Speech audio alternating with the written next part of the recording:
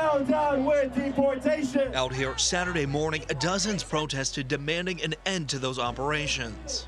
Up with liberation. America, you've seen the videos. A crowd surrounds a van. Somebody lays down on the street and somebody films it with their iPhone like they just stopped the Nuremberg trials. Here's the twist. That trick works great on a Ford Transit going 15 miles an hour. No purple-haired nose ring liberal has figured out how to lay down in front of a Boeing 737 doing 150 on a runway.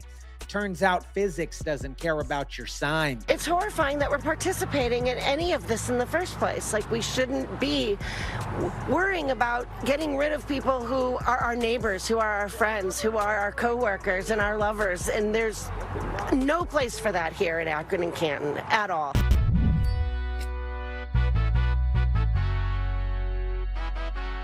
What is up, guys? Tyson Dela Cruz here. Thank you so much for rocking with me. Here's what's actually happening in plain terms. ICE runs its own private airline system. It's a lot bigger than most people actually realize it. Investigators tracked 1.5 million flights and confirmed operations in at least 18 cities.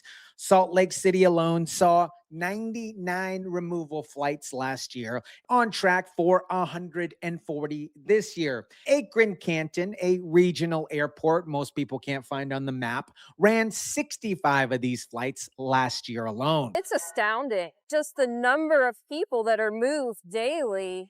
If you think you know where they're headed, you don't. I think what we're seeing over the past year is just chaos.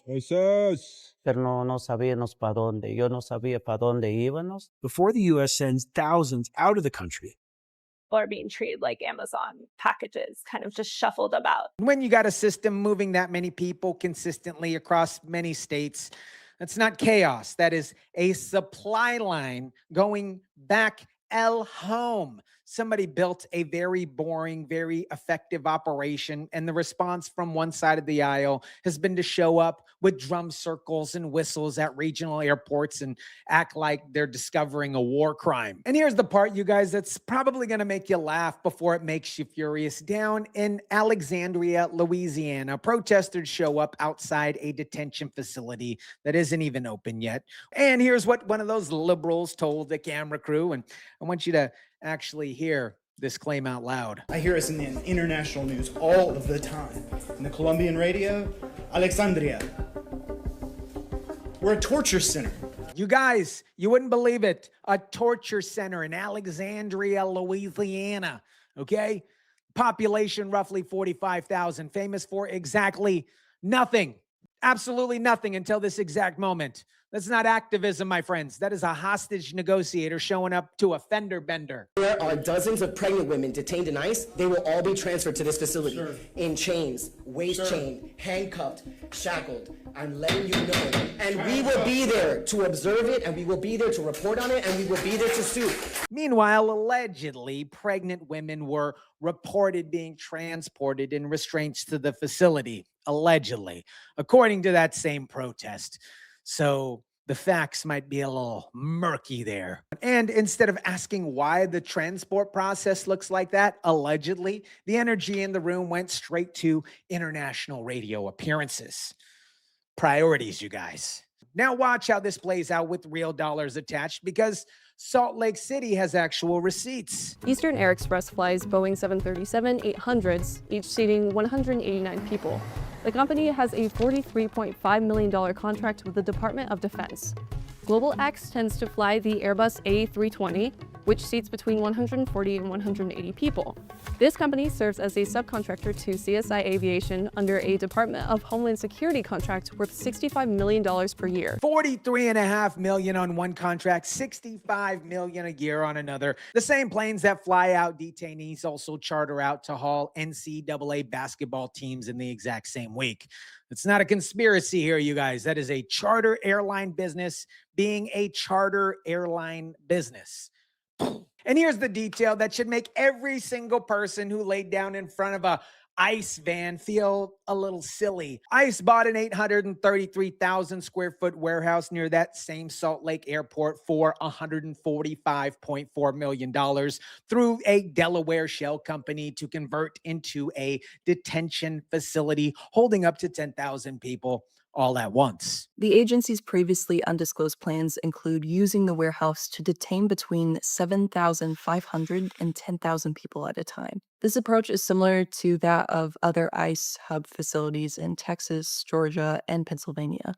Local officials pushed back pretty much immediately. State Democrats called it a bleak day for our state, and Mendenhall called the warehouse detention plan inhumane. 10,000 people at a time, and the response from local leadership was a strongly worded statement, not a lawsuit actually stopping the sale or anything like that. A strongly worded statement, you guys. Not a rezoning fight at work. A statement, you guys. That's the equivalent of yelling at a moving truck after it's already pulled out the driveway with your couch on it. In a statement from the Department of Homeland Security to 3 News following the protest, reads in part, quote, attacks and demonization of ICE and our partners is wrong.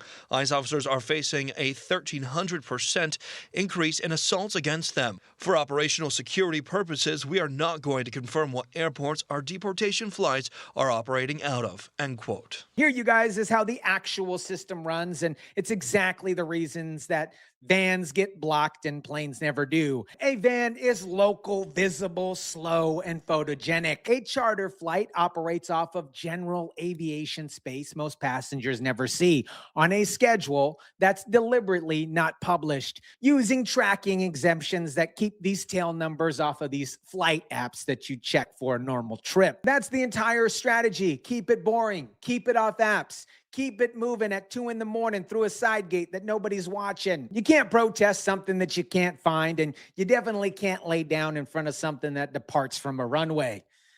Unless they get somebody, the liberals got to get somebody real big for that one. Here's what it actually costs you. It's not abstract here. Every single one of these contracts, the $43.5 million, the $65 million a year, the $145 million warehouse comes out of the same federal budget funding roads, schools, and everything else already that people in these communities are complaining about not having enough money for. Every single protester that shows up to block a van is slowing down things. But they're obviously not slowing down flights. In a statement from Akron-Canton Airport, they told News 5, we understand the concerns surrounding these federal flight operations and recognize that they have generated strong emotions within the community.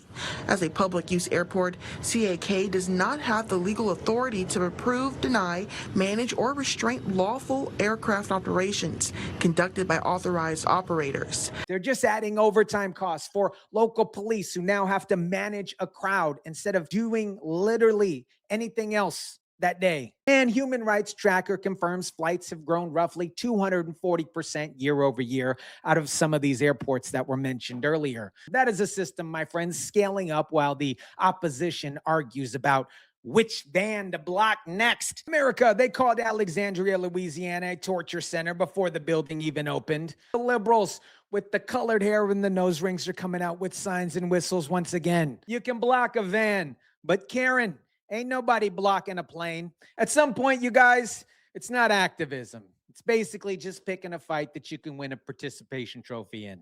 Let me know what you think about this. Drop it down in the comments section down below. Smash the like button if you kindly would. Share, subscribe, and as always, guys, I'll catch you on the next one.